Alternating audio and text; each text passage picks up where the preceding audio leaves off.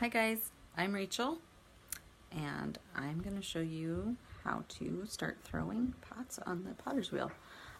This series is aimed at beginners, but I've been doing this for, can't remember now, like 7 or 8 years with a big gap in between learning, doing it for a couple years, and then growing up and moving out of the house and getting married and stuff. But so, 7, 8 years. Anyway, that's my experience. I'm doing it professionally and selling my work, but I still consider myself a learning person, a learning professional, and I love to watch other people do it and learn from them. So, all I can do is show you what I do and how I do it, but that might be helpful to you when you're starting or even when you have been doing it for a while. So I'm going to show you how I set up my wheel and what tools I use, and then we'll do some throwing. Okay, here's my messy wheel. That just means that I've been making stuff, so it's a happy wheel. Mine is a Brent. It's a pretty old one. I'm not sure which one it is. It doesn't have very high capacity as far as poundage goes, but I don't need to make really big stuff, and I don't like to even, so it's totally fine with me. It has kind of a squeak, but it's kind of cute. Okay, so really, these are the tools that I kind of just have available. I don't use all of them in any one throwing session. That one I don't use to throw at all. Really, what you probably want to have when you're starting is a needle tool, maybe a knife of some kind. Talking about wooden knives, not an actual knife.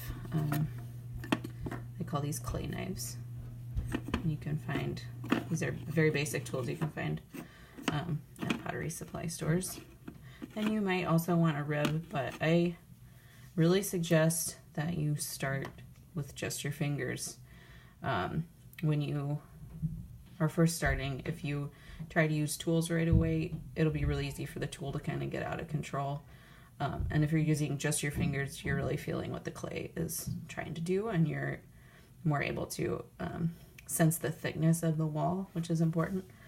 You also want a sponge that can fit in your hand, and a big bucket of water, and this thing right here. Okay, this thing stuck with clay. This is a little strip of chamois, like I think they sell for washing your car, which I never do, but you can get them at art supply stores too. Like, this is just a little strip. It's a piece of leather basically, and I use that to smooth the lip of the pot that I'm making.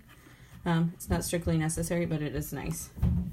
So really only a few things to start out, and obviously your wheel, which depending on who's teaching you or what you want to do, you may have these little guys, which are called back pins, which I think is funny. Mine, I just leave them loose. There's a little nut that you can get to tighten on the bottom. It's a little screw, so it can be tightened. But I leave mine loose so that I can pull them out if I'm doing something else on the wheel other than throwing using, these bats. So these are pretty standard. So these fit on to the little pins with their little, got these little holes that they fit on right there. Sorry. And then this is what you will put your ball of clay on. And then when you're done with your pot, you can lift the bat off and just set it aside and start a new one. So some people throw directly on the wheel head. I haven't done that in a while. I might start doing it again sometime. But when you do that, then you have to cut your pot off with a wire and move it while it's still wet. And sometimes that's just not really worth it, because it's really easy to mess it up. So don't try that right away. Use bats. All right, that's my setup. And a big sponge over there for cleanup. All right.